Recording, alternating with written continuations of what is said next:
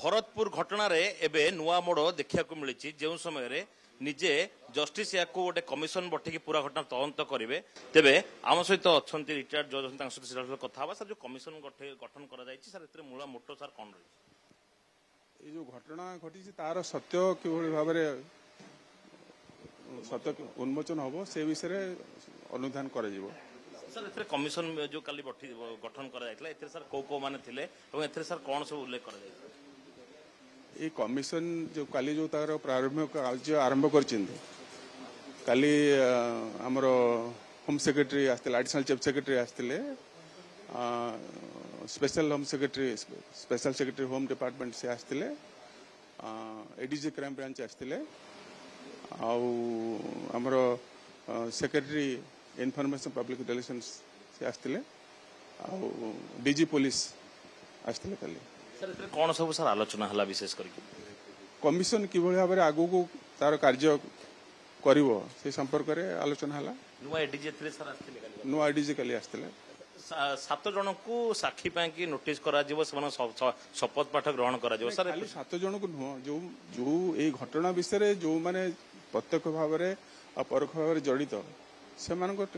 आमको सत्यवाद जरिया जनइबे sir major तंग बांधवी आ जो 5 जन निलंबन होती ए समस्त प्रक्रिया सर कौन रहा आग को से मैंने आम पाक देवे आफिडेविट जरिए जहाँ कहया कथा कहे तापर आम स्क्रुटिन करूँ तापर जहाँ आगू कार्य बढ़ो सर कमिशन कहीं हृदयंगम कर शपथ पाठ आवश्यकता सर रही नहीं से रूल्स भितर रही रूल्स कमिशन इनक्वारी एक्ट रे जो कमिशन इनक्वारी एक्ट रे से प्रोसीजर रही एक्जाक्टली कौन जानापी चेष्टा कर कमिशन बर्तमान ये घटना जो सत्यासत्य कौन अच्छी तार जो प्रकार आरोप होती प्रत्यारोप होती तार केते दूर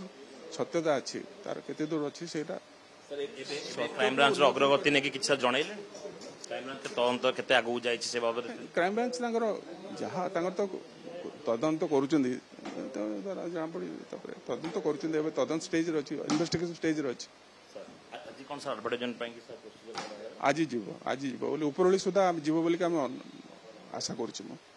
सर एबे आसिक सर्किट हाउस रे पहुंचते एबे प्रोसीजर सर कौन एबे किए आसीबे कौन हो एबे हमर माननीय विचारपति एठी आसी पहुंचबे तापर कार्य आरंभ हो तो विशेष करके जेहेतु शपथ पाठ करा जो मैंने रही ए पूरा घटना रे जो 5 जन को निलंबन करा जायथिला एवं जे मेजर एवं तांकर बांधवी रही ए समस्त शपथ पाठ करा एवं तदंत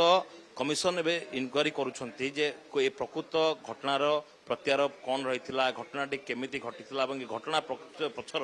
प्रकृत रहस्य कौन कैमरामैन सुरेश पट्टनायक सौभाग्य परिडा कनक।